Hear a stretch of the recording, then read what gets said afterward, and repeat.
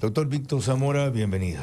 Muchas gracias. Hay tantos temas de los cuales podríamos hablar con usted, pero empecemos con el libro que presentó ayer.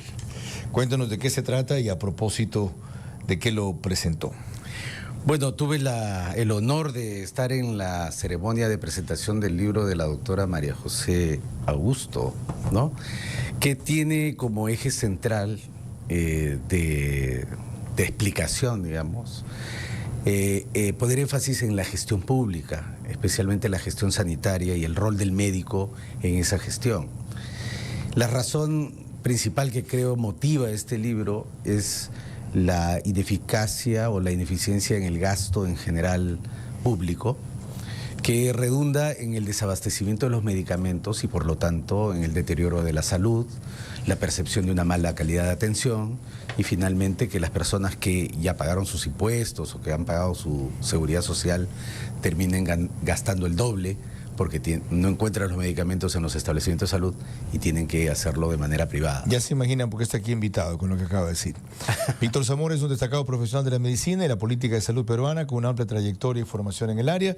Graduado en medicina en la Universidad Nacional Mayor de San Marcos, cuenta con una maestría en gerencia, planificación y políticas de salud de la Universidad de Leeds, Inglaterra, y estudios de posgrado en economía de la salud, la Universidad Pompeu Fabra, en España. Casi 40 años de experiencia en sistemas y servicios de salud de las Américas. Usted ha hecho una afirmación. La falta de medicinas no es problema de falta de recursos, sino de gestión. ¿Y qué significa eso? Que si uno abre el presupuesto en general de la región de las Américas, nosotros gastamos importante cantidad de los recursos después de pagar al personal en comprar nuestros medicamentos. Y la compra de medicamentos no se detiene solamente en el momento de hacer la adquisición, sino luego hay que hacer la distribución y el control del uso de estos medicamentos por parte de nuestros pacientes. Y en todas las Américas, con excepciones, este proceso es fallido. Gran parte del gasto de la gente que hace de bolsillo es porque no encuentra sus medicamentos en el sistema público. Y eso se explica por gestión, fallas en la gestión, pero también por corrupción y también por falta de planificación en general. A usted le tocó ser ministro de Salud en la fase inicial del COVID de Perú. Efectivamente. ¿Cómo barajó esa carta? Bueno, fue una carta muy difícil, tomando en cuenta que el sistema de salud peruano es uno de los más precarios de América Latina. Solamente para poner como punto de referencia a Ecuador, nosotros invertimos la mitad de recursos públicos que hace Ecuador considerando su población. Para nosotros Ecuador es un país... ¿En serio? Efectivamente. Ustedes tienen 8.8% del Producto Bruto Interno dedicado a la salud, de la cual aproximadamente 5% es público. En el caso del Perú, solamente 3% del Producto Bruto Interno se dedica a la salud pública. Con un universo de población mayor que atender. El doble. El doble. Efectivamente. ¿Y de hecho, se expresa en las camas. Ustedes tenían mucho más camas de hospitalización, más camas UCI, más laboratorios y más medicamentos y más personal para población que lo que tenía Perú. Y en la gestión, en la cual usted pone énfasis, ¿cuál fue la clave para lograr ese éxito? ¿Qué hicieron bien en el caso peruano? Bueno, en el caso peruano... De su administración, puntualmente, cuando estuvo usted. Bueno, nuestra administración fue una administración que llega tardía al momento del COVID porque se generó una falla de origen, ¿no? A los problemas estructurales que tienen todos los sistemas de salud de América Latina, pobres, mal organizados, con falla de gestión, corrupción, se agregó el tema de la pandemia. La rapidez con la que teníamos que reaccionar, en el caso del Perú, llegó casi tarde en todas las fases. De acuerdo. Y lo pagamos durísimo con la más alta tasa de mortalidad de las Américas y una de las más altas del mundo. Pero durante mi gestión se trató de revertir la situación de la falta de laboratorios, la falta de camas y de personal. Llegamos a medidas incluso aventuradas para los tiempos normales. Incorporamos cerca de 15.000 trabajadores de la salud de origen venezolano que estaban en el Perú, pero que no habían logrado convalidar sus títulos, etcétera, y tuvimos que tomar medidas de emergencia para incorporarlos al ejército de atención que nos faltaba. ¿Cuánto tiempo fue ministro? Cerca de 6 meses. ¿Por qué duró tan poco? Bueno, la pandemia tiene sus costos políticos debido a la gran cantidad de fallecidos, la desesperación de la gente, incluso ustedes sabrán... Acá decimos, ¿usted pagó los platos rotos? Bueno, yo soy parte de una corte de más de 200 ministros de salud del planeta que les tocó ese rol de enfrentar la primera ola de la pandemia. Como consejo de lo que conoce el sistema de salud ecuatoriano, ¿qué nos recomendaría? Bueno, en general yo recomiendo para las Américas que le pongan mucho más centralidad al tema del medicamento. El medicamento... Que haya un control central y una dirección central para la adquisición. No es una sola medida, pero dentro de esas está eso. Porque esa es una ventaja, que hay quienes sostienen todo lo contrario. ¿Sabe qué? Descentralicen. Díganle a cada hospital el presupuesto que tienen y cada uno que resuelva lo suyo porque conoce sus necesidades. Bueno, se pierde una de las grandes potencias del sector salud, que es la economía de escala. Correcto. Si uno sale a comprar un pantalón y usted sale a comprar un pantalón y ella sale a comprar un pantalón, nos va a salir más barato si compramos por compras docena. masivas, menor precio. Ya.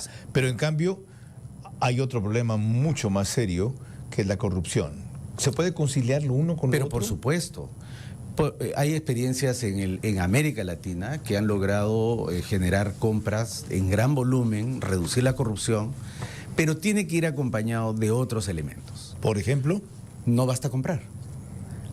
Una vez que entra a los almacenes, hay que distribuirlo, hay que hacer que ese medicamento llegue al punto de entrega donde va el paciente.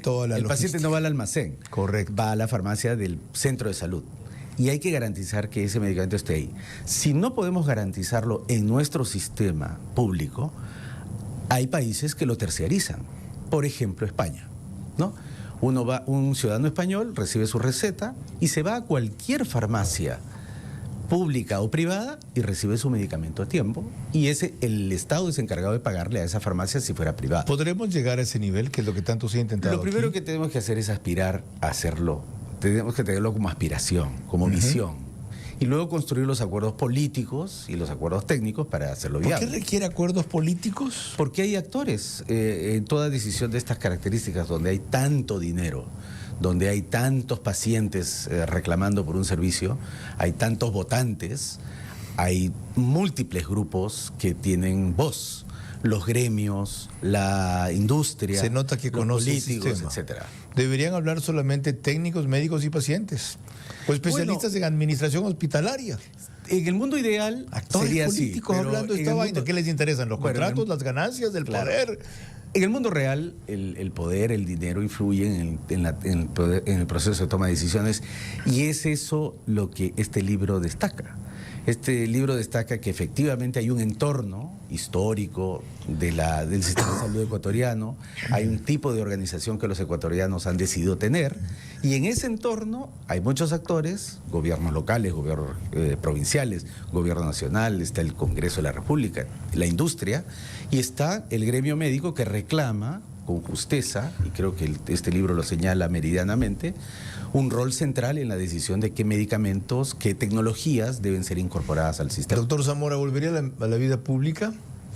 Bueno, siempre es un reto, siempre es un honor poder servir a los ciudadanos de nuestra patria, ¿no? Es decir, sí.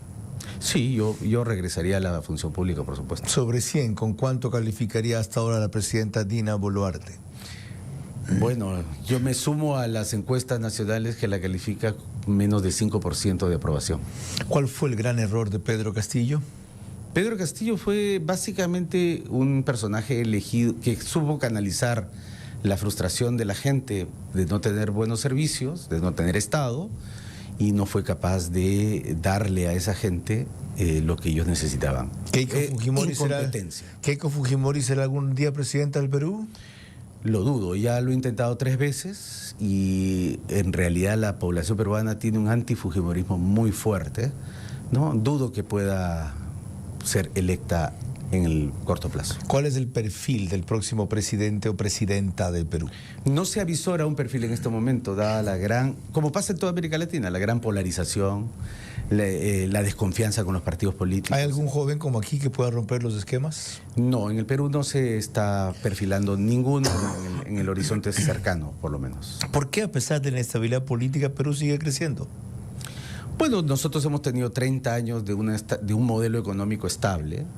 Nosotros hemos tenido 2 o 3 olas positivas de exportaciones de nuestro principal producto, que son los materiales de nuestros cerros, ¿no? La minería.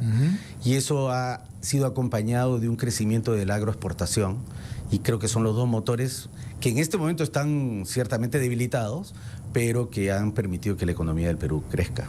Lo último. Pero que no crezca para todos. Así eso sí. Es verdad. Hay inequidad en el crecimiento. El 8%, 6% a veces es una ficción estadística. El hecho de que haya tantos expresidentes presos, prófugos, o inclusive alguno que se suicidó, ¿significa que la justicia funciona en el Perú? Ciertamente uno podría decir de que el haber tenido a esos presidentes, y probablemente tengamos más autoridades en esa misma condición, habla de que todavía tenemos un sistema judicial resiliente y capaz de hacer ese tipo de actividades. Gracias, doctor Víctor Zamora, exministro de Salud del Perú, por una revisión tan rápida como profunda de temas cruciales, principalmente vinculados con administración hospitalaria, provisión de alimentos, pero también la complejidad que significa meter la prostitución política, esta es palabra mía, no dicha por él, en todo lo demás.